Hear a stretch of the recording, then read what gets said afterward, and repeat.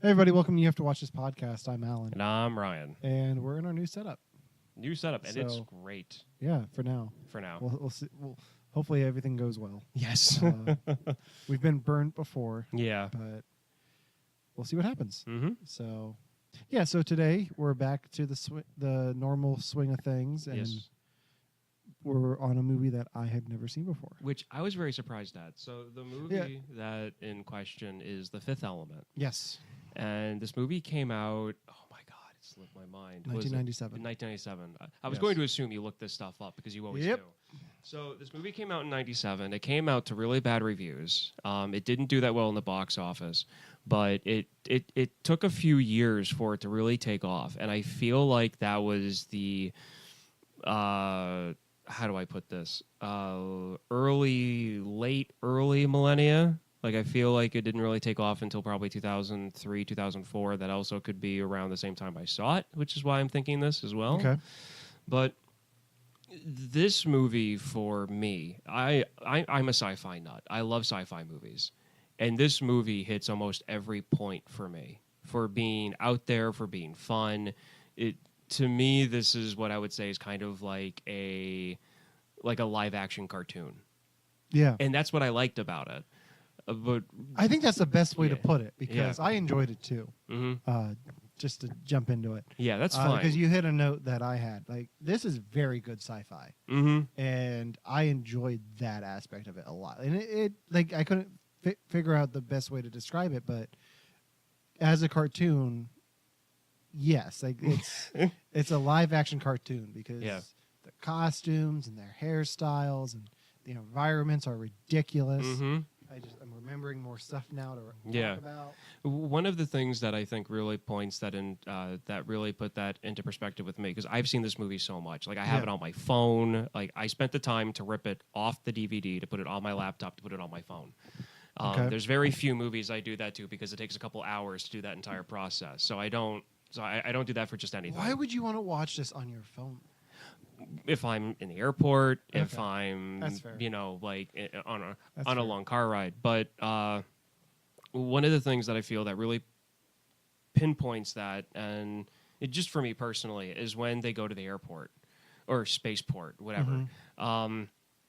They go up. I'm talking about the mercenaries, and they have their like cloaking for humans on. Yeah. They go up and they try to pass for Corbin Dallas to get on the shuttle to go to Floston Paradise. Sure. I think. I've seen the movie once. You're gonna. Yeah, it's so they try to go on, but Corbin already got on, so they're told no. The lady at the desk does a scan and sees that there are these like mercenary aliens, and the one's thing stops working. So like its face comes out for like a half second, but it Yeah. looks like the character's about to throw up because of like the weird body proportions. And in the background, the airport's just it's trash. Mm-hmm. Like it's got to be like a 30-foot ceiling, and in the background behind where the terminal is, it's floor to ceiling garbage.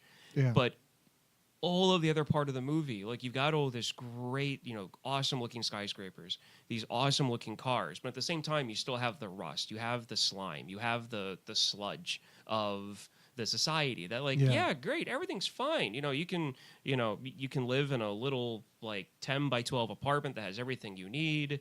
The food's not an issue, but at the same time it's like, where's all this trash go? It's in the airport. It's on the street. It's shoved into places that nobody really goes to. Yeah. And for a live action movie, it's hard to actually do that. But the type of environment that they build is like, okay, I get that. It's odd, but I get that. I really like the world that they built in this because, like, if you compare it to some other sci-fi films, like, I don't know, let's say Blade Runner. Mm-hmm. I find this world much more appealing personally. Yeah. Like I have a hard time getting into Blade Runner. I've Mhm. only seen it once. Yeah. So maybe I need to give it another try, but I have a really hard time getting into that world. But I like this world because it's full of color. Mhm. I think maybe I just like color. Yeah. But you got him driving the yellow cab and like above the the fog in the city. Like everything's bright. You got the McDonald's signs. And Yeah. all of that, and I'll touch on that in a bit. But like, there's stuff going on. The apartments are colorful. Yeah. Even when they're on the hotel ship, Yeah. like everything's colorful. Like I just love that world. Like everything's different, and it pops. It looks good. Mm-hmm. It just pleases your eyes. Yeah. And one of the things too that I feel that works is that for how bright and colorful the sets are, and how bright and colorful the movie is, and how crazy the movie gets, is that the characters are as exaggerated as the scenery is. Oh yeah, like the characters are way out there. Yeah. Um, Who is your favorite character in the film? my favorite character, I don't know. I might say the priest. The priest? Yeah. Okay. I like the priest. Yeah. Corbin Dallas is pretty cool too. Yeah. He's the most normal out of this entire thing. Besides maybe the priest's sidekick. He just reminds me of a nervous, like, just a nervous kid. I mean, the only thing I have with Bruce Willis's character is he's kind of creepy. Like the whole kiss thing. Yeah. Like now, like watching that today. Yeah. Like that doesn't play well. No, it doesn't. There are things in this movie that played really well in the late 90s and early millennium that do not play well anymore. Yeah. I will fully admit that. That was the biggest one to me. Yeah. If you have other examples, I'd love to hear them. But that stood out to me as like, what the hell is this? Yeah. And then I did like her reaction though was good. That's what I'm getting at. Her reaction was good because she says it in Latin, and then he asked the priest like, "What does this mean?" Yeah, like, that's what I thought. Yeah. But so I like Bruce Willis. I always hear about Gary Oldman being fantastic in this. Mm-hmm. Meh, wasn't blown away. The reason why I think a lot of people like him in this is just because his character. I love his character in this movie. I like his character, but it's nothing that I haven't seen before. But then again, this is the first time I'm seeing it. This first time you've seen it was made in 97. Yeah. Yeah. So I mean, try to put yourself 20 years later. Yeah, basically. 97 was 20 years ago. Yeah, Holy I know. Fuck. Jesus. So 20 years ago. I was in first grade when this movie came out. Mm-hmm. And I was in middle school. Yeah, middle school. Oof. But no, when it comes to him and his character, you have to try to think of back when this movie first came out. Yeah. And the type of movies that were out like up until that point. And every now and then you have a movie that comes in a couple years ahead of its time. Yeah. This movie was that. He's very much a cartoonish villain. Yeah. He's like the whole thing with the red button on the guns. Like that's very. And I can see the Joker doing that on the animated series. Yeah. And just blowing everyone up. I can see that happening. So I appreciate it, but I wasn't blown away like everyone else was. You know what I do like? A killer. Cold, methodical killer. You know what the difference between a mercenary and a killer is? A killer would have asked about that little red button at the bottom of the gun. Yeah. I love that entire scene. I like and then that you scene. show like the little scratch his head. Like, huh? Oh, what's this? Boom. Hits the button. Oh, I love that scene. I love that scene too. Because it's almost an infomercial about the gun. The rest of it with him though is just kind of like, okay, like he's letting his henchmen do a lot of the stuff until the end when he's like, "You want something done right, you've got to do it yourself." Yeah. Let's talk about Mila Jovovich. Okay. I think this is the only movie that I like her in. I haven't seen I don't have any interest in seeing the Resident Evil movies. Have you seen the first Resident Evil movie? Okay. I will say she is better in the first. Don't watch Apocalypse. Don't watch any of the other ones. Those movies just don't appeal to me. And I feel like that's all she does. Like the only other thing I remember seeing her in that's not Zoolander, and I'm not counting Zoolander, was for some reason I went to see this movie in college called The Fourth Kind. Okay. Which was like a from what I remember, it was like a mockumentary / reenactment of these people being abducted by aliens. I kind of remember that movie. Yeah, it wasn't good. No. I mean, I guess she was okay in it, but I have nothing against her as an actress. Yeah. But like, this is not the only thing I've seen her in that appeals to me. Well, one of the things that I have to say that's different with her in this movie compared to the first Resident Evil movie, which it's the first Resident Evil movie, she wakes up not knowing who she is, and she's trapped in this house, and all of a sudden, like, a SWAT team comes in and pretty much arrests her and drags her down into the honeycomb of the, like, facility that's underground. And then that's when they get trapped in with the T-virus and all the zombie stuff happens. But in that one, it's about... Ever seen Who Am I? The Jackie Chan movie? No. Okay. If you've ever seen Who Am I? That movie, he wakes up. It's kind of like it's why I don't like the Bourne series. Okay. He wakes up, doesn't know who he is, but he has all these amazing skills that he doesn't understand where they're coming from. And the Bourne trilogy was more of a serious take. The Jackie Chan movie was a comedy. This movie is kind of like science fiction with zombies. So I feel like that use of her, like her character in that, was better than what she normally did, especially as the series went on, because they dragged it out way too long. But that first movie is actually another one really coming good. out. One just came out. I stopped I don't caring. even know. Yeah. But I never cared. But the first movie is actually really good. But anyway, the difference between her and that movie and this one is the fact in the other movie she speaks a lot of English. Yeah. In this one, she doesn't. Yeah. And I like that she learned English pretty fast in this one, because the whole ancient tongue thing would have gotten old pretty fast. And she learned pretty quickly. Like, in the cab, she started picking up on it. That also shows, too, the fact that she is supposed to be, like, the ultimate being. Like, and here's the thing that I've never really... I've been a big fan of this movie. Researching fandoms with movies and like fan theories for anything tends to ruin things for me. Yeah. So I've stayed off the Fifth Element forums and the fan theories. My personal belief is that because everybody talks about it was supposed to be this ultimate being, and they and throughout the movie, the beginning until they actually use the DNA reconstruction to basically rebuild the body, they're using the term he, his. You know, they're thinking it's going to be a guy.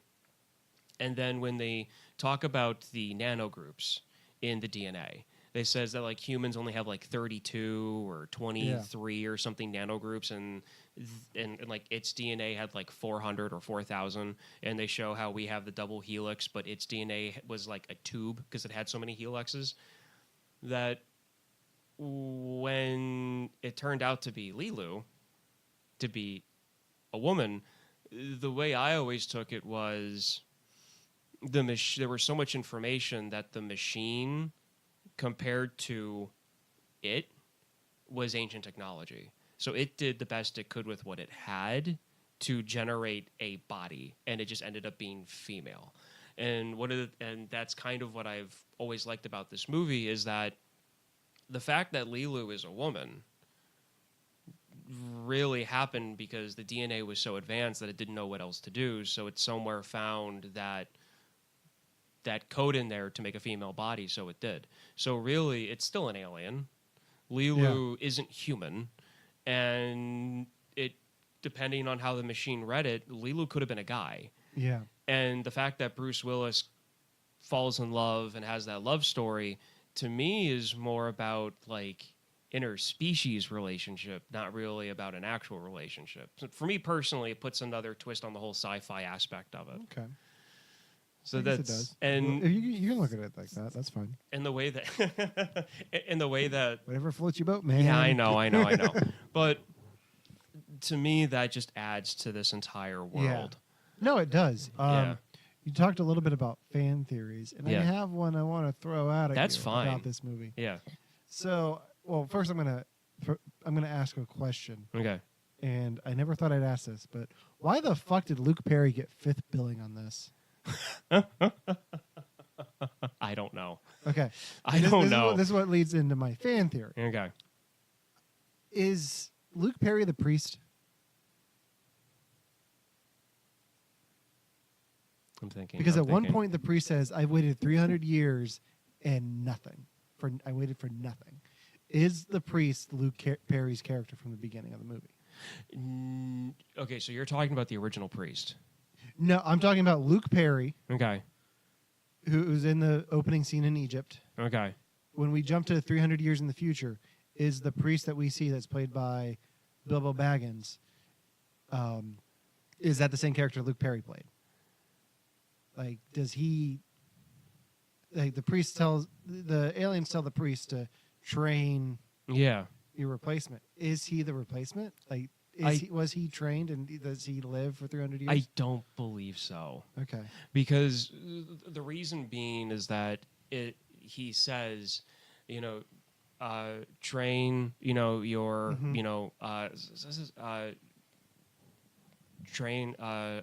train the next one, pass down your knowledge. Yeah. And so then we go 300 years later, and obviously the priesthood is very small. Yeah.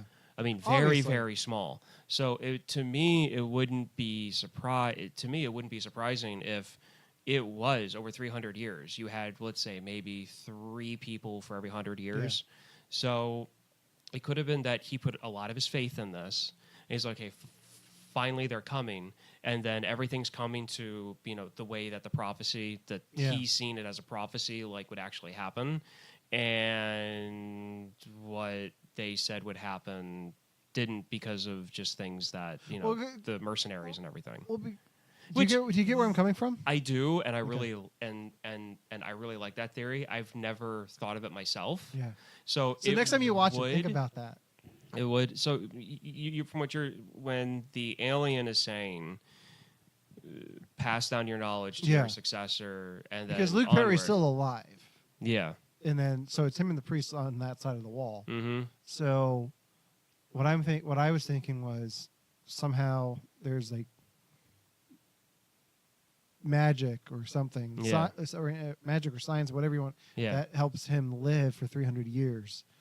But I might just that's just what I thought. Like, I don't think that is the case. Yeah. But I was like, no, that'd be cool. And It I would could be definitely see that interesting. being a plot line that was cut out. Yeah. Like while they're coming back to Earth, or like in the apartment at some point, like the priest talking to Bruce Willis about what I did for 300 years, and then have flashbacks, and then more Luke Perry, and that would explain why he's fifth billed in this movie. It might also be because it was 97 and it was Perry. Yeah, I guess. That's what my wife said too. I asked her the same question, like, why is Luke Perry fifth billed? And she's like, because it was 1997. And who knows? He might have had more scenes that they cut out. He might have. But one of the things I wanted to ask you, because you're really big into like scores and Yes. music and movies. That's What my did you first think note. about the music in this movie? Well, the soundtrack is very 90s. Yes, very. The soundtrack is very 90s. I like the score. And there was one moment in the score that really stuck out to me, and it's thanks to marching band. That did. At one point when they're on the the bad guy aliens, like the henchmen, are like, if you want war, you'll have war. Mm-hmm. And then the music reminded me a lot of Mars, like from the planets. Yeah.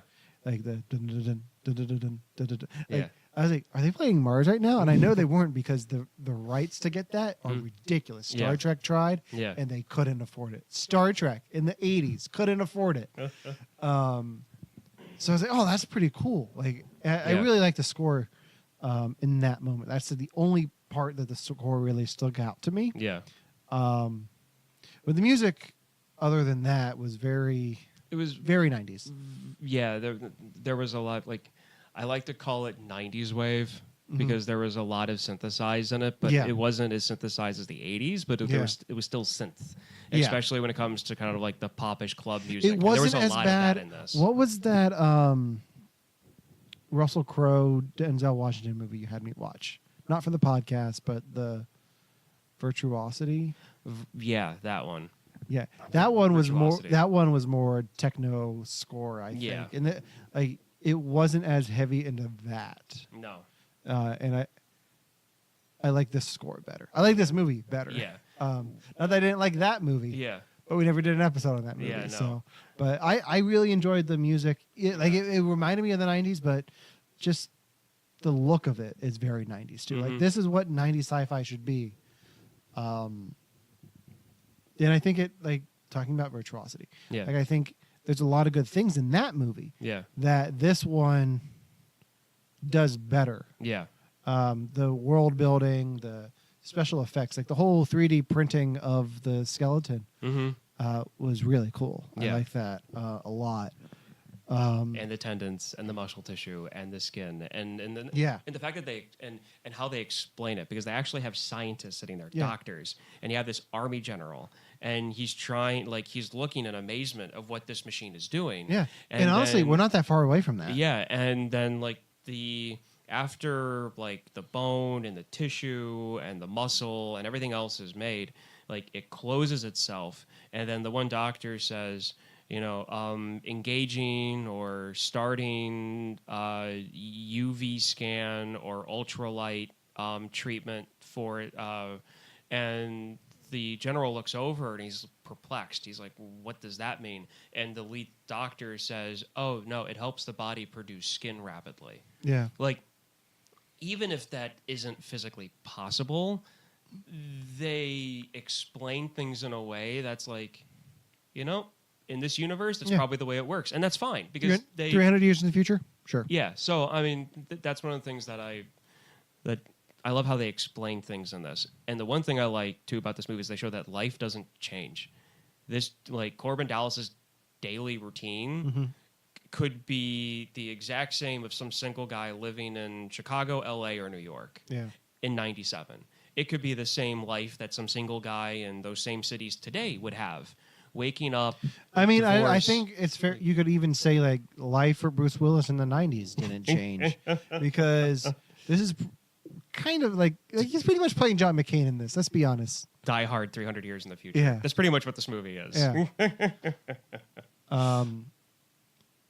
One thing that stood out to me in this that I don't know how I feel about it, because I both love it and I hate it at the same time, and it's the McDonald's. You have to say, talk about product placement. Yeah.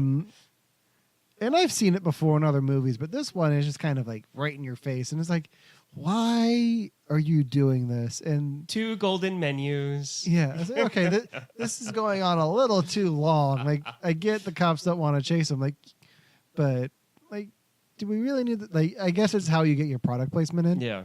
And then the cops crash into the McDonald's train. And I like that more. Like, I would have been fine if it was just them crashing into McDonald's train. Yeah. And one of the things I'll piggyback on, and what I meant about how there's some things in this movie that played well in the 90s that don't play anymore. Yes. One of them is Bruce Willis kissing Lilu when she's like passed out. Now, granted, her reaction and then basically putting a gun to his head and saying, not without my permission, and he understands it, and he's like, okay, I'm sorry, and he doesn't try anything else the rest of the movie. It's the only real redemption that happens. It's still really creepy thing to do. The other thing is this really gets into the pitfalls that a lot of comic books get into and a lot of cartoons get into, which is in clothing for women. Yeah. There is a lot of cutouts. There is a lot of cleavage in this movie. Mm-hmm. And that's something that I feel that if this movie were to ever be remade or redone today, you wouldn't have. I mean, yeah, it's definitely the 90s of it. Yeah. Because even you look at something like 97, so Batman and Robin, I think, was the same year. Yeah. You look at that, and that has the same problem. Yeah. Like, you've got Vivica A. Fox being one of Mr. Freeze's henchmen. Yeah. And she's wearing, like, a short skirt and a plastic jacket in a freezer. Yeah. Like, that's stupid. So, yeah, I think that's just the 90s of it. I definitely, like, even Luc Besson, like, the director of this, like, his latest movie, you don't see that in the female characters as much, or at least from what I've seen of it. Yeah. I haven't seen Valerian in the City of a Thousand Planets. Yeah. I kind of want to now. Mm-hmm. Like After seeing this one. after seeing this one, I want to see it more than I did. Yeah. Like I already kind of wanted to see it because it's been like a passion project of his. Yeah. And I know friends. I have a few friends who love Fifth Element. You're one of them. Oh yeah. My buddy Bill loves it. Yeah. Like, I sent a Snapchat. I was like, doing prep for the podcast. Yeah. And he responded like, "That's my favorite movie of all time." Yeah. So shout out to Bill. Yeah. But like Valerian's out now, so I kind of want to see it. Yeah. And I was already interested because it looks interesting. Like I don't really care for the two main actors in it, Yeah. but it's something different. Mm-hmm. It's not a franchise that people know a lot about. Yeah. And the same thing happened with John Carter. Like I like John Carter. Like that movie was decent. I wanted them to do more, but nobody wanted to see it because like, oh, we already saw this. It was Star Wars. But Star Wars took from John Carter and it took from Valerian and like I want to give them a shot. Like it's something different. It's a different universe to play in. And that's like, as much as we talk about the Marvel, the DC, the Star Wars, like I like something different that's not connected to any of that. Yeah, and that's one of the things that I really love about this movie is the fact that like if I want to watch like a sci-fi action film, and like I have a hard time watching a Star Wars movie and not watching the rest. Yeah. And I have a hard time with a lot of movie series like that. Mm-hmm. This movie is one of them. Like with the Day the Earth Stood Still, that it's a once and done. Yeah. But at the same time, the world that they built for this film, they could have done a cartoon series. Yeah. They could have done an Don't animated series on HBO. I wouldn't be surprised if they wouldn't. Like they still could. Yeah, they still could. If this movie gets a little bit more attention now than it used to. I mean, not even that. Because like, there's a lot of people out there that love this movie. I could definitely see this becoming an HBO miniseries, like Westworld. They could do Corbin Dallas's military service for crying out loud. Not even that. You could just do this movie. Like, there's enough beats in this story that I feel like you could expand on it and make it an 8-episode miniseries and do a whole season on HBO. Mm-hmm. Kind of like Westworld. Like, you know how like Westworld's based on the original film? Yeah. Like, I can see them doing something like that with this. Mm-hmm. I don't know if they will. I think it's still too early, but maybe in another 10 years or so they can do it. Okay, so with talking about this movie, there's one character we cannot not talk about because as fans like myself who love this movie, there is one person. I'm gonna guess which character you're talking about. Steals this movie away, even though he's not my favorite actor, he's not my favorite character, but this character steals. I think this I can movie. do their impression. You want to hear it? Yeah. Is 1, 2, 3, 4. I'm guessing you're talking about Chris Tucker. I love him in this movie. I liked him too. His character is amazing. It's a shame he doesn't do much anymore. Like he does. Like I think the last thing he showed up in that wasn't Rush Hour was Silver Linings Playbook. Yeah, and he was good in that. But like because Rush Hour made all the money, he doesn't have to work ever again. No, he doesn't. He doesn't have to work. But this is like this movie. If you ever want to know how funny he can be, he's done stand-ups. I know that, but if you want to know how funny he can be as an actor with his timing and his goofiness, this movie is a prime example. I mean, his first introduction, and the fact that he was he knew enough about his presence to know how to use his hair. Yeah. In that scene, when he's trying to be intimidating and his hair is just wiggling in front of his face, and he just picks him up by the neck and he goes, from 5 to 7, you carry your own show. Are we green? He goes, super green, and he drops him to the floor. Oh my God, it's so funny. But there's a lot of when it comes to this movie, there's a lot of sentiment may be the wrong word, but there's a lot of people who consider this to be like a guy movie. That's kind of how it was always kind of considered during the late 90s and the early millennium, that this was kind of like this was a guy movie because it was action, because it was Bruce Willis, because it was sci-fi, because of the costumes. And then because of the humor in it as well. And with Chris Tucker's character, it goes off the wall on that end. But there's a lot of people that I know who like this movie that aren't guys. So I feel like that argument's just kind of from people that just don't like the genre of the film. Yeah. Because, I mean, there's so much in this movie when it comes to sci-fi and action. And this is one of the reasons, this movie is one of the reasons why I like Bruce Willis so much. Because granted, it's still the same, character from Die Hard pretty much. But the fact that he was willing to do something like this, there's a fun side of him. Yeah, and then there's also the jackass side of him, if you listen to Kevin Smith. There's also a lot of actors that are like that, too. Yeah. What did you think of the opera performance? I felt like... Did you look up anything about it? No. Okay.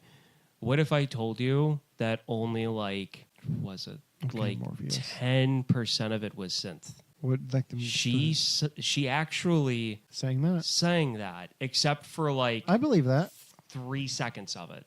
I can believe that. But she actually carried that, and the extras in that scene weren't just extras. Like, she's an actual performer. Yeah. And that was an actual, most of them were actually fans that paid to see her sing. And that was part of a set that she did. And that was her acting too, her being in the blue suit and doing that was her, and I think that was her only acting gig at the same time. I think, but she for anybody who hasn't seen this yet, when you go in and watch that scene, there's a lot of people that say, oh, I don't like opera, whatever. But there are certain times when people can do stuff that's just amazing, and I feel like. If you're somebody that doesn't really like to go to opera, I'm one of them. But it just what she did to me was vocally impressive. What was the character's name again? Diva. I think it was just the diva. Yeah, no, she's been in other things. She's worked with Luc Besson and on Leon the Professional. Okay. And some other things. I can completely believe that was her singing. Yeah. My one complaint about that scene is I really liked what they did in the second half of it. Yeah. But the first half, it just stayed on her too long. I wish they would have gotten to cutting into other things besides audience reactions a little bit quicker. Yeah. It just slowed it down for me. Everything's building and building and building. Yeah. And then we're just watching her sing, which is fine. Yeah. I'm not complaining. It's not like she's William Hung or anything. Yeah. But it's just it slowed the pace down, and then eventually it got to, okay, here's what Gary Oldman's doing. Here's what Lilu's doing. Yeah. I wish it would have gotten to that sooner. Okay. And it would just kept it moving a little bit. I think it has to do something with what the song's about. Yeah, and I'm sure it does. Yeah. I just don't speak that language, so I don't know. Because the way that I always saw it and the way that I view it now is that you've got all this build up, and you know something bad's going to happen because it's just the way that the movie's built. It's going. Something's going to go down. Somebody's going to do something, and somebody's not going to be there. But to me, it was almost like it's kind of like the calm before the storm. Almost like they build it up, and instead of having a Jaws theme to let you know what's going to happen, it's kind of you wake up, it's a bit cloudy outside, it's gusty a little bit, you think it's going to storm, and then there's an hour and a half of beautiful weather, and then a tornado rips through the town. That's kind of how I saw it. You've got the movie builds up, clouds, windy, and then you get to that first part of the concert, and it's oh, okay, calm, collapse, calm, and they're told else. You'll get the Stones after the concert. Yeah. So, Did you purposely do that? You get the Stones after the concert? No, I didn't. You didn't purposely do that? No. You should say yes. You did. Purposely. Yes, I did. Yeah. There you go. I don't know what just happened, but okay. The Stones. The Rolling Stones? No, the stones in her stomach Yes. that she gets it after the concert. Yes. Yeah. After the concert, you get the stones. Yeah. After the concert, they got the stones. Yeah, they did. Yeah, out of her stomach. Yeah. Yeah. Now, my question is, okay, now that we're both on the same page, kind of. Yeah. I thought you were trying to make a joke, but I guess you weren't. Because I wasn't. Like, how was she going to give them the stones after the concert? Was she just going to be like, here, and just, like, dissect herself? Like, what? Did she know that was going to happen? Or? She's a giant 7 foot, 8 foot blue singing alien with Yeah. tentacles. Okay. Who knows? Okay. This is one of those things I'm I asking just don't ask. Okay. Okay. Well, here, No, that's one of those fair. things that I've definitely thought about it. Like, if they're in her and they have to, like, he reaches into the bullet hole to Yeah. pull them out, and that's when, like, the special effects for the time period really show itself, because it seriously looks like rubber that he's reaching into to pull these I mean, if stones you look out. closely at her headdress, it looks like rubber. Oh, it is. It yeah. looks like a giant balloon on the back of her head. But it just, he pulls the stones out, and like you think to yourself, like, how was she gonna like throw these up? Was she gonna pass them through her system? Like, was she like some weird alien that she has like a port inside her side she can pull them out of? Like, what's A kangaroo. and type how did they thing, get or- there to begin with? Like, these are big. Like, they're about like a Yeah, foot which long. end did they go? Yeah, like Um, these things are about a foot tall. Okay, we don't need to keep talking about this. I know, but still, Yeah, it's interesting. let's leave it up to those Listeners, forums that you don't the talk forums about. that I don't You go into. You don't Yeah. go into. It's definitely not a forum. Actually, I no, want to go we, into. we should just call Bill right now and ask him. How great would that be? Hey, Bill. Yeah, the alien that they got the stones out of. I'm half tempted. I'm really tempted to do that right now. How would they have gotten them out? Oh. No, I'm not going to do it. No. Bill No. will leave you alone. Yeah. The reason why, like, I couldn't believe you hadn't seen this movie, Yeah. and that's why I wanted to put it on the list. Yeah, It this is just- definitely on my list for a while now. Yeah. Even before we made the list for the podcast. The mythical list that Yeah. doesn't really exist anymore. Yeah, and it's just the way that this movie was made, the characters, like, this story had to have been burning a hole in the writer's head for years, because this could have been a book. Yeah. Like, there's so much that they didn't go into that this could have been a book. I mean, that's the thing with like Luc Besson. Like he's a writer. Like he's written a lot of stuff. Let me just go through some of the other things that he's written. He wrote Valerian. He wrote the screenplay for Valerian. He wrote Lucy, which people are torn on. He wrote the screenplay for The Family with Robert De Niro. Did you ever see that? No. It's we're not doing it for the podcast, but it's Robert De Niro and Michelle Pfeiffer, Okay. and he's like a mob they're a mob family. But Oh, then no, they I know go what you're in- talking about. They go Yeah. into like witness protection. Mhm. That wasn't bad. He wrote Taken. He wrote Taken, I think. Right? Yeah, he wrote Taken. I think he wrote all three Takens. You know what? He's really good at writing real life. Yeah, I feel, because even though The Fifth Element is out there, yeah. like I said, one of the things. Transporter. Yeah, one of the things that I really feel that connect me with this movie is the fact that even though it is in the future, and even though this is this crazy universe, like, the main character deals with a job that he's struggling with. He's Yeah. dealing with a divorce.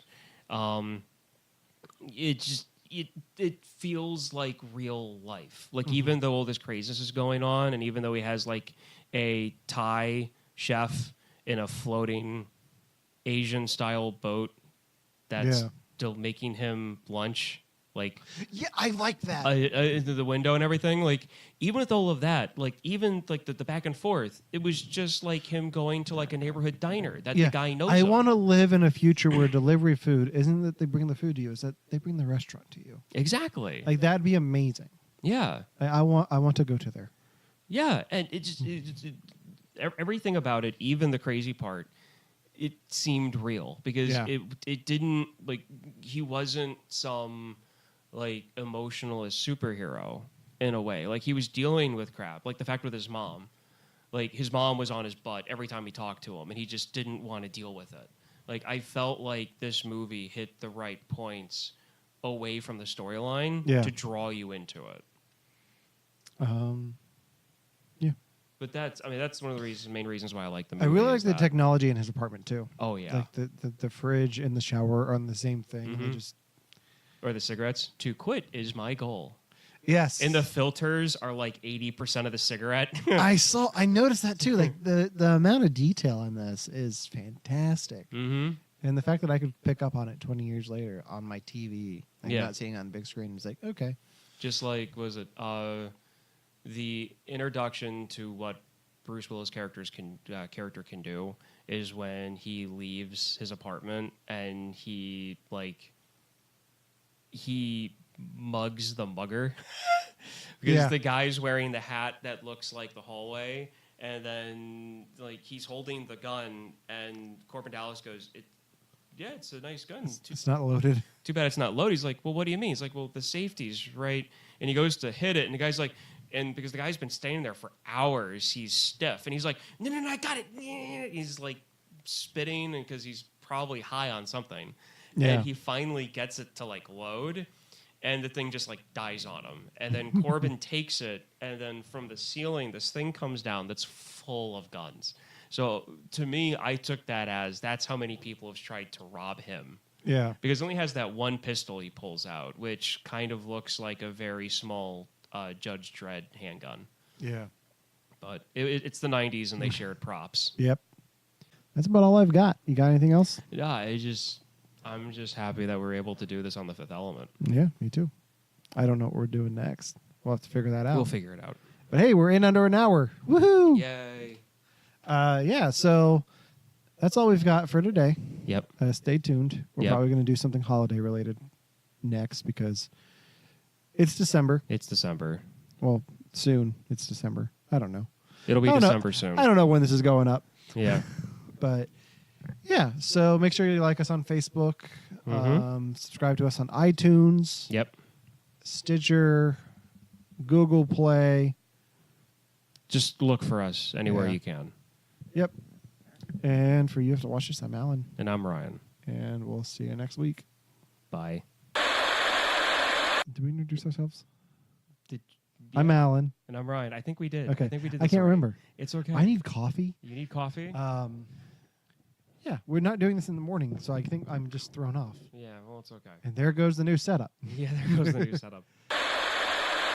I just saw a thing that was talking about shared props and costumes on Facebook. A big one of those, random Starship Troopers uniforms have Firefly. been used on Firefly. They were also used in Power Rangers. I knew that.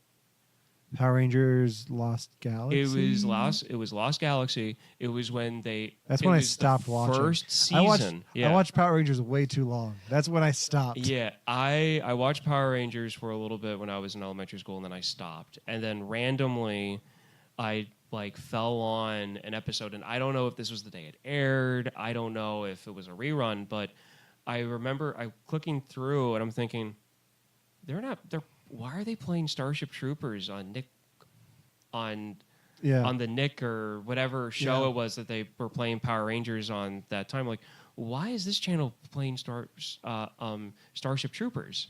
And I was like, okay, is this a new TV show? So I stopped, and they're all wearing the Starship Trooper garb. Yeah. And all of a sudden, like, Alpha or somebody shows up, and they get beamed to Earth, where the place is. And it's like Power Rangers is using the props from Starship Troopers. That's interesting. Yeah. And then I started noticing more shows using the same props because they made thousands of those uniforms for that movie. No, did they?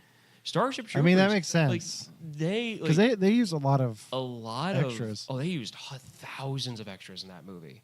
Because it was one of those things where they didn't have good enough CG to CG people. Yeah. So whenever they had a battle scene, it was real people. Those are real people. They had thousands of people, thousands. That's crazy. Of those uniforms. Oof. Enough that a kid show used them. I watched Power Rangers way too long. It's okay.